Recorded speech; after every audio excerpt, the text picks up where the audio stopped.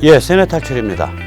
요즘 그 동아일보나 언론들에서 무슨 미북 사이에 무슨 딜이 일어나 가지고 마치 김정은 체제를 미국이 보장해 줄 것 같은 그런 얘기가 나오는데, 글쎄요, 여러 가지로 봐서 이 지금 상태에서 체제 보장 들어가면 트럼프가 정치 위기 몰릴 뿐만이 아니라 이게 웃기는 그 코미디가 돼요. 왜 그러냐면 이제 중국이 북한의 뒷배기 때문에, 사실상 종주국이기 때문에 중국을 겨냥한 싸움을 하고 있는 상태에서 그 북한을 자유화시킬 때 그 뒷맛이 크거든요. 그래서 체제 보장이건 아마 어려울 거다, 그렇게는 안 갈 거다라고 생각이 됩니다. 한번 보시죠, 그 자세한 사정을. 미국이 이제 체제 보장을 한다는 얘기가 이제 동아일보에서 나왔는데, 결국은 보면 이번에 이제 북한이 핵 동결을 좀 하면 미국이 종전 선언을 해주고 연락사무소를 열고 체제를 보장한다, 이렇게 핵 동결과 미국의 체제 보장이 맞바꿔지는 패키지가 일어난다. 사실 이게 이제까지 문재인 정부가 꿈꿔왔던 얘기죠. 그리고 이제 비건이 체제 보장을 언급했다, 최근에 이런 말까지 하고 있어요. 그런데 그건 해설이고, 비건의 인용 부분을 보면 북한이 국가의 안전에 관해서 우려를 갖고 있는 점을 이해한다, 이런 발언이거든요. 일단 우리 그 조중동이나 우리 언론의 문제가 뭐냐면, 작년 그 싱가포르 회담 때도 마찬가지인데,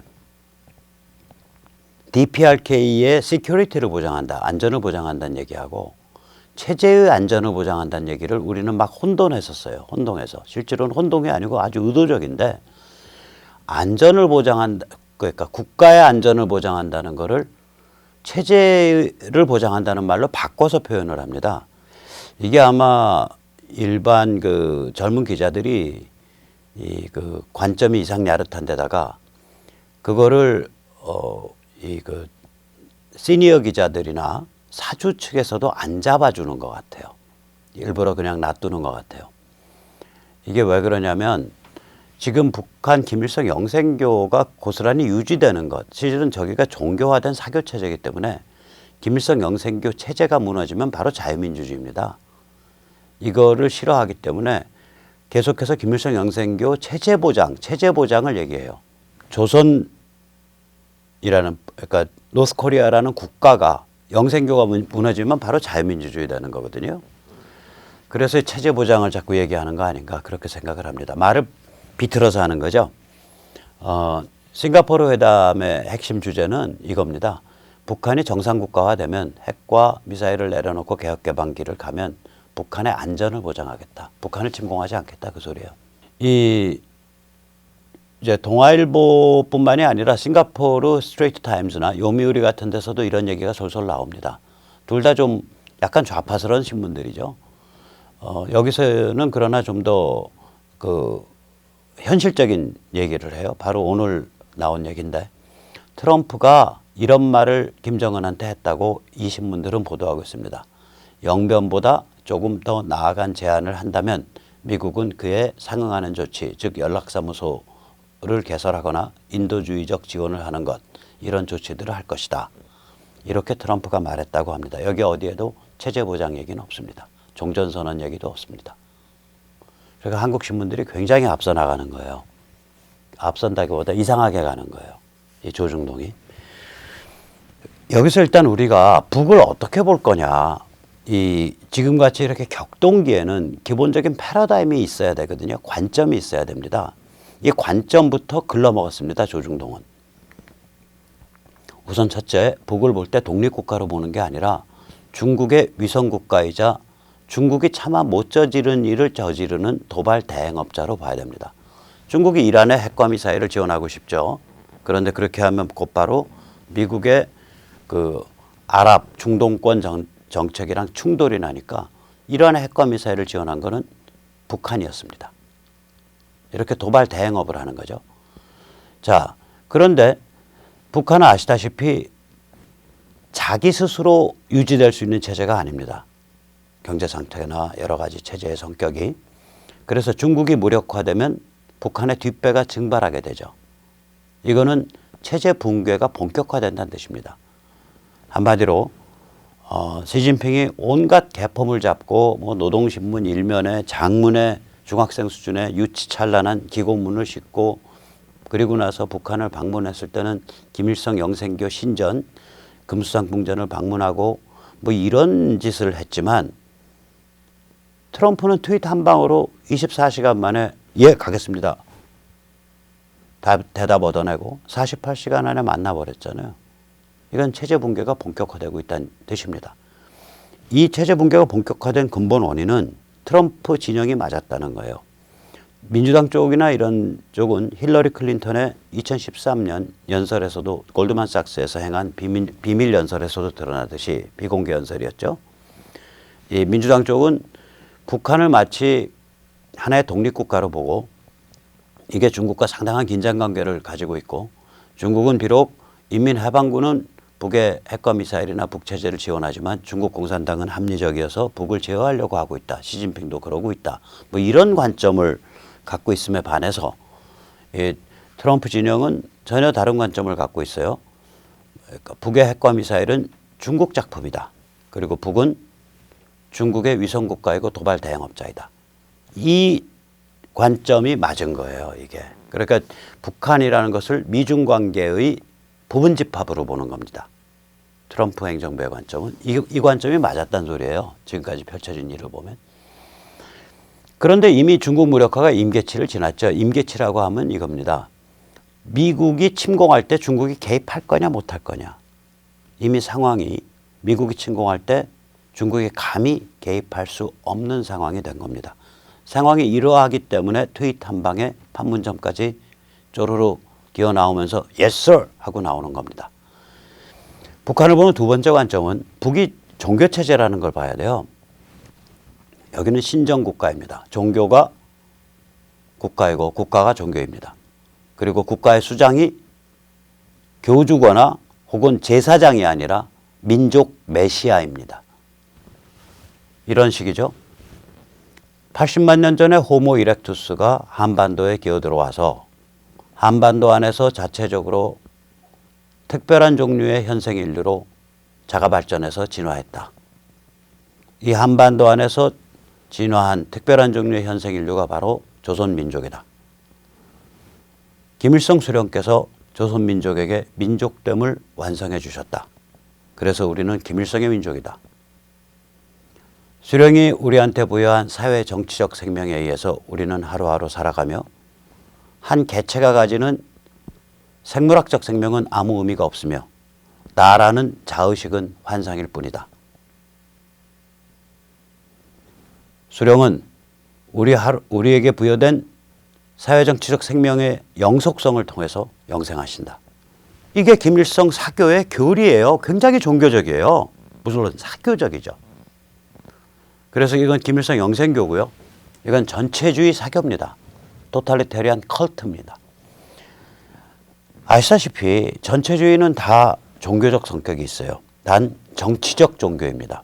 전체주의는 민족 파리를 내세우던 계급 파리를 내세우던 민족 피바다, 민족 해방 투쟁의 피바다, 계급 해방 투쟁의 피바다 속에서 인간을 구원하는 국가를 만들 수 있다고 생각을 합니다. 이런 사고방식이 얼핏얼핏 비치는 게 대한민국의 행복을 책임집니다. 따위의 문재인식의 구호입니다. 어떻게 개인의 행복을 국가가 책임집니까? 어떻게 개인의 구원을 국가가 주도합니까? 이게 전체주의적 사고방식에서 나오는 구호들이에요. 이런 구호들이. 국가가 해야 할 일, 할 수 있는 일의 한계를 정의하지 않는 거죠. 그래서 전체주의는 인간을 구원하는 국가를 만들 수 있다고 생각을 해요. 이게 구원이 들어가기 때문에 종교적입니다. 단 그런 국가는 계급투쟁의 피바다, 나치와 같이 혹은 텐노 일제 군국주의와 같이 혹은 계급투쟁의 피바다, 소련이나 중공과 같이 이 피바다를 통해서 그런 인간 구원의 국가를 만들 수 있다. 이것이 전체주의고 구원을 얘기하기 때문에 종교성을 가집니다. 모든 전체주의 체제는.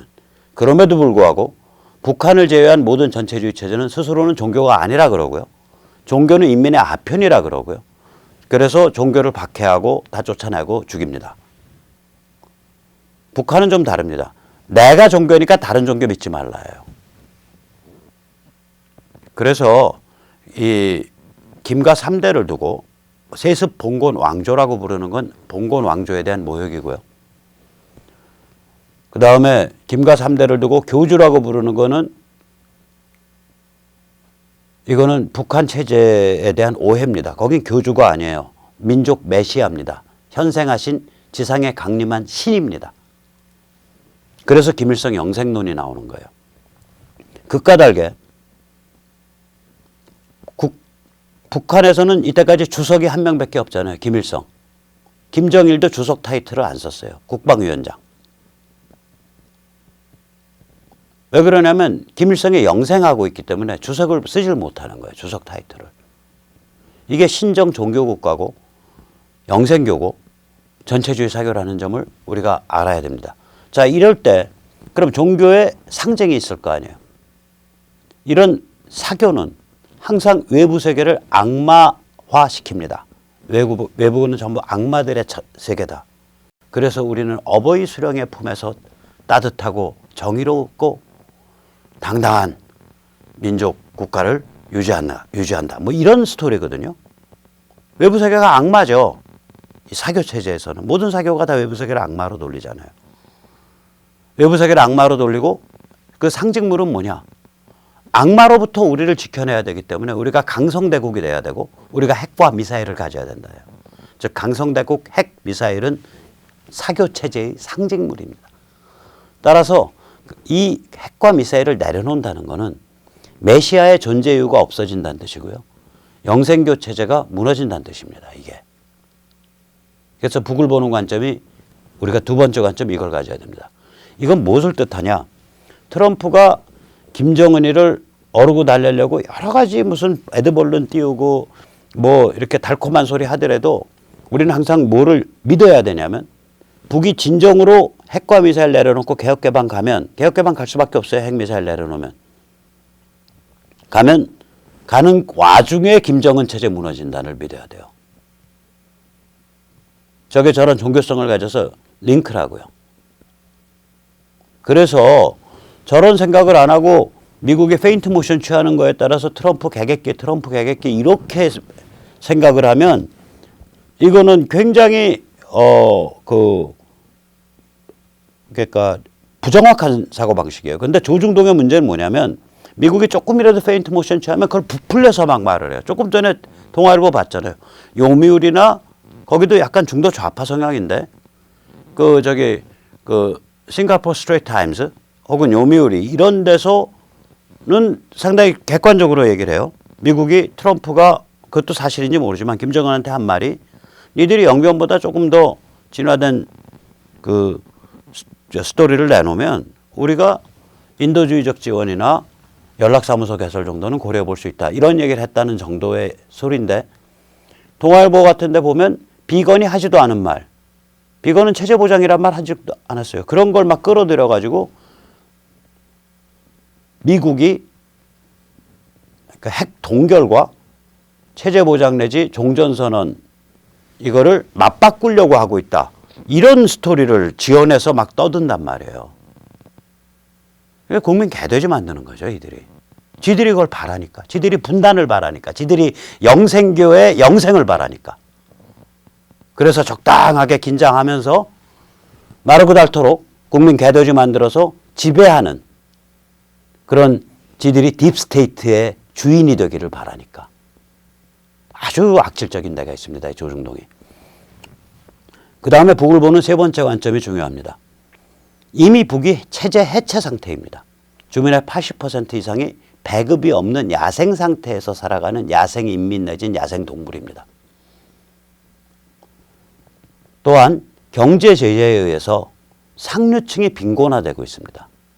배급권 안에 들어있는 한 200만, 한 300만 여기도 굉장히 어려워져 있어요. 돈주들도 사업이 망해서 나자빠지고 있고 통치자금이 고갈돼서 자기들끼리 문어가 제 다리 뜯어먹듯이 자기들끼리 잡아 죽여서 달러털이 하고 있습니다. 자, 이렇게 취약해져 있다는 거죠. 이 세 가지 관점을 우리가 북을 볼 때 갖고 있어야 돼요. 우선 첫째, 중국의 위성국가 도발 대행업자고 중국이 무력화되면 북은 설 자리가 없는, 북체제는 설 자리가 없다. 그 다음에 중국 무력화가 상당히 진행돼 있다 이미. 두 번째, 이게 신정 종교국가고 김일성 영생교이며 전체주의 사교이다.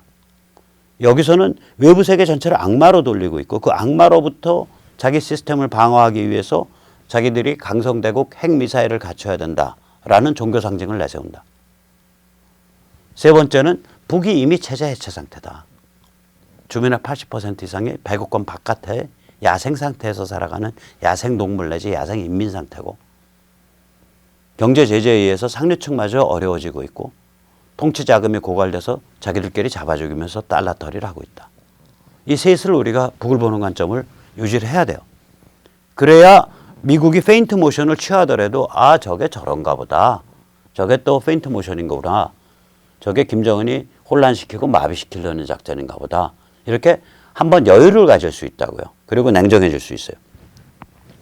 자, 북이 중국의 위성국가이며 도발 대행업자이기 때문에 진짜 위기 우리가 이거 이러면 미국 큰일 나는데 그건 뭐냐면 미중 전쟁이 갑자기 봉합돼 버리는 거예요.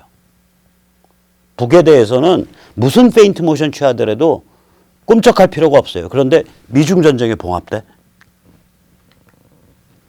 자, 이것도 황당해요. 조중동 보세요. 이번에 미국이 아무것도 아직 양보하지 않았는데 갑자기 미중 전쟁 휴전, 뭐 미국의 통 큰 양보, 뭐 이런 소리를 한단 말이에요. 그래서 뭘 통 크게 양보했나 했더니 남은 3천억 달러 관세 25% 더 매길 거냐 안 매길 거냐 뭐 이런 거 얘기해요. 그럼 기존에 했던 거는 하나도 안 물러났네. 그러면 이거는 미중 전쟁 악화 유예죠. 페이스 조정이라고요. 숨고르기라고요. 왜 그러냐면 중국이 갑자기 자빠져 버리면 저 민폐거든요. 저 골병 들어서 살살 자빠져야 된다고요, 저게. 그러니까 페이스 조정을 해야 하는 거거든요, 이거. 이 미중 전쟁을 볼 때 이게 무역 적자에 대한 전쟁 아니다. 관세 전쟁이라고 처음에 쟤들 불렀었잖아요. 관세 전쟁 테리프 워 아니다. 그 다음에 경제 전쟁, 이코노믹 워 그것도 아니다. 그럼 기술 패권, 테크놀로지컬 헤지모니 거기에 대한 전쟁이냐? 아니다. 그것도. 그럼 지정학적 패권에 대한 전쟁이냐? 그것도 아닙니다. 뭐 투퀴드데스의 함정 뭐 이래가지고 하버드 대학의 늙은 교수가 썼다는 책 인용해가면서 뭐 G1이 어떻고 G2가 어떻고 신흥 패권 국가가 어떻고 기존 패권 국가가 어떻고 이따우 소리 하나도 전부 개방구 같은 소리입니다. 그런 거 아니에요. 미국은요 신흥 패권 국가보다 더 강력한 지금 상태예요. 모든 걸 다 주고 있어요. 금융, 지식, 기술, 엔터테인먼트, 문화, 에너지, 식량. 그리고 이제는 다 2만 불, 뭐 10,000불 이상짜리 그 나라들이 세계 시장에 쫙 깔려 있기 때문에 다 남의 손으로 코 풀어요. 옛날 저기 2차 세계대전 직후에는 미국이 그야말로 강국인 것처럼 보이죠. 근데 유일 강국이야. 그리고 남들은 다 전쟁으로 파괴돼 있어. 아니면 식민지에서 막 독립했던가. 그때는 뭐냐면 겉은 화려한데 속으로 골병 드는 상태예요. 왜냐? 다 책임져야 돼. 지금은 안 그래요. 남의 손으로 코를 푼다니까요. 유럽한테 서유럽한테 야 우리가 그동안 아랍 석유 모시고 사느라고 거기에 찝쩍거릴까 봐 우리가 그 저기 뭐야 너희랑 그 러시아나 소련을 또 저기 뭐야 그 주적으로 삼고 너희를 또 거기로부터 보호해 준다 그러고 이렇게 해서 아랍 석유를 그 방어하는 방식으로 우리가 했는데 아랍 석유 애들 지금 우리말 들을 수밖에 없거든. 우리가 1등 산유국이거든 이제. 우리가 사우디보다 훨씬 더 많이 생산하거든. 그러니까 우리 좀 다시 생각해 봐야겠어. 그 사실 따지고 보니까 러시아가 걔들 자원 생산국이어서 우리가 쟤들 목 졸라 죽이려고 그러면 얼마든지 죽여. 그거 별거 아니거든. 그러니까 너희 그 서유럽 방어하는 나토의 분담금 좀 더 내야겠다. 이러니까 yes, 바로 1년에 100조씩 더 쓰시라고 내놓잖아요. 남의 손으로 코를 푼다니까요. 이제는. 이란이 까부니까 사우디 보고 첨단 무기 판다 그러고. 옛날 같으면 생각을 못 해요. 사우디 첨단 무기 판다 그러면요, 이스라엘 발칵 뒤집어지고 난리 납니다. 지금 이스라엘 가만히 있잖아요. 왜냐? 어차피 산유국이 이제는 미국 말 들을 수밖에 없어요. 그 첨단 무기가 마르고 닳도록 고철되고 나서 땅에 묻고 나서 다 알루미늄 다 썩을 때까지 미국이 1등 산유국이에요. 몇백 년 지나도록. 그러면 아랍 산유국은 미국 말 들을 수밖에 없어. 그러니까 아랍 산유국에 첨단 무기 좀 한 80조어치 간다 그래서 미국 이스라엘이 크게 당황할 게 없다고요. 남의 손으로 코를 풀어버리잖아요. 사우디가 얼마나 사나운 나라인데 거기다가 첨단 무기 수십조어치 부어놓으면 이란은 숨도 못 쉬어요. 이제는 남의 손으로 코를 푼다고요, 이게. 그러니까 이 힘이 2차 세계대전 직후에 미국의 모든 나라가 다 잿더미거나 식민지에서 막 독립한 신생국이던 시절의 그 화려한 미국의 힘보다 지금이 훨씬 더 내실 있고 훨씬 더 강력한 힘을 갖고 있다고요. 이 힘을 딱 가지니까 중국에 대해서 너 임마 세계 질서를 파괴하는 행태를 일삼고 있잖아. 너희는 공산당과 인민해방군이 지배하는, 그리고 너희 나라 국민 자체, 내륙지방 국민 자체를 식민지 2등 국민으로 취급하는 국가자본주의 체제 이상한. 그렇게 해서 달러 벌어들여 갖고 너희가 지금 세계 체제를 유린을 하고 있는데, 그러면 나가서 혼자 사시든지. 이러고서 퍽 밀어버리니까 중국이 거의 오줌을 지르고 주저앉은 상태 아닙니까? 미국의 이런 관점, 즉 공산당과 인민해방군이 지배하는 내부 식민지 기반 국가자본주의 체제를 손을 봐야겠다라는 관점은 이미 약 10개월 전 2018년 10월 4일 펜스 연설에서 극명하게 드러나 있습니다.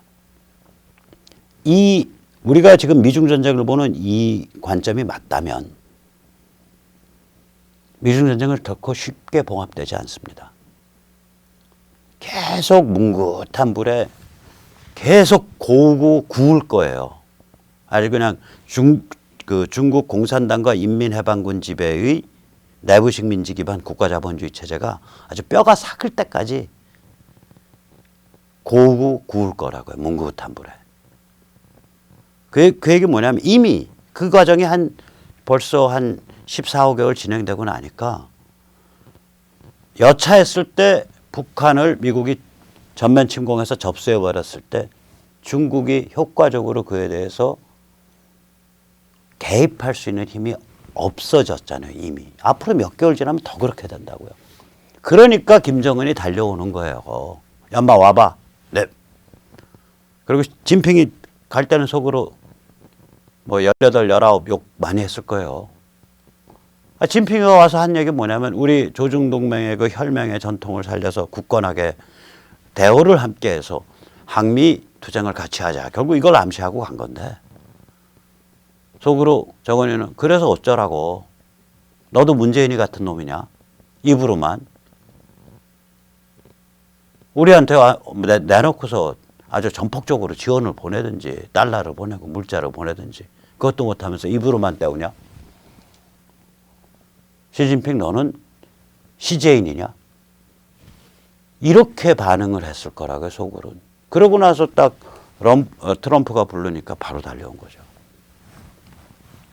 자, 중국이 어떤 시스템인지 잠시 한 두세 가지 포인트만 보자고요. 신강을 보면 정확히 알아요. 얘들이 이게 왜 미국이 얘들 그냥 냅두면 안 된다, 얘들. 중국 내부, 그 신강 얘기가 여러 번 반복되거든요. 종교의 자유의 문제, 민족의 정체성에 관한 문제, 민족 문화에 관한 문제, 이런 거가 펜스 연설에서 여러 번 반복돼요. 신강 케이스에 아주 합니다. 신강을 보면요. 지난 2015년 이후에 2018년까지 3년 동안에 중국 전체의 유치원 증가율이 8%인데요. 신강의 유치원 증가율이 82%고요. 신강에 이제 한족들이 많이 들어가서 살아요. 요새는 이게 정책적으로 밀어서.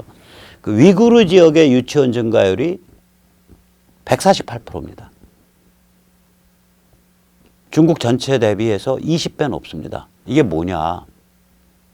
그러면 유치원 많이 지어주고 공립유치원 많이 지어줘서 이제 신강 사람들의 복지를 중국의 중앙정부가 신경 쓰나 보다. 아니에요. 민족말살 정책이에요. 학교도 전부 기숙학교 많이 만들어요. 요새. 부모로부터 떼내버리는 거예요. 부모로부터 떼내기 위해서 저 짓을 하는 거예요. 이 정도로 조치를 하고 있다고 얘들이. 전면적 감시체제. 몇 메타 간격으로 계속해서 CCTV 달려있고 100만 명을 세뇌 교화소 속에 집어넣고 부모 자식을 분리해놓고 민족 말살 정책이죠. 아니 우리나라 저기 깡통 좌파 진짜 한심해요. 입만 뻥끗하면 일본 어쩌고저쩌고 개땡땡 하는데 일본이 창씨 개명하고 어쩌고저쩌고 한 게 마지막 그들 망하기 직전에 마지막 한 6, 7년 했을걸요? 그거는요 여기에 비하면은 정말로 문명적 정책이에요. 여기는 뭐냐면 전부 감시체제 몇 메타 간격으로 감시 카메라 달아놓고 인구의 10분의 1을 가둔 거예요. 신강 위구르족이 1000만 명밖에 안 돼. 그중에 100만 명을 세뇌 교화소에 넣었어요. 인구의 10분의 1. 그러면 얼라 빼고 성인들의 몇 분의 1이야. 20세 이상으로는 거의 한 6분의 1, 7분의 1을 가둔 거예요. 저기 지금. 세뇌 교화소에. 우리 일제 때 한 2천만 인구 될 텐데 2천만 인구로 치면은 200만을 가뒀단 얘기예요.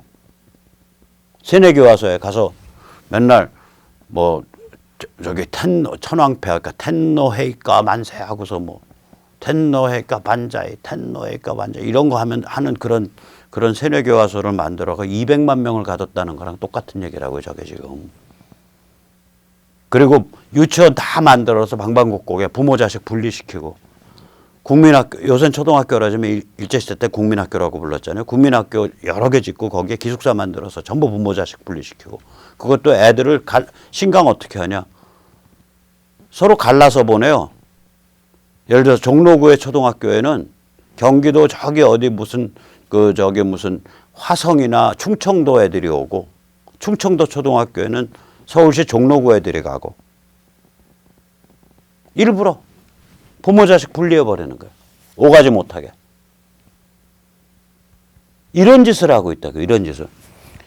그리고 이제 부모가 교화소 끌려가고 나면 애 볼 사람이 없잖아요. 애 볼 사람이 없으면은 애가 없어져. 어딘가 애를 학교에 넣든지 애가 사라져요. 그 애가 사라져서 애 찾는 부모들이 있어요. 그걸 이제 그게 위구르가 돌궐족, 투르크족의 일파예요.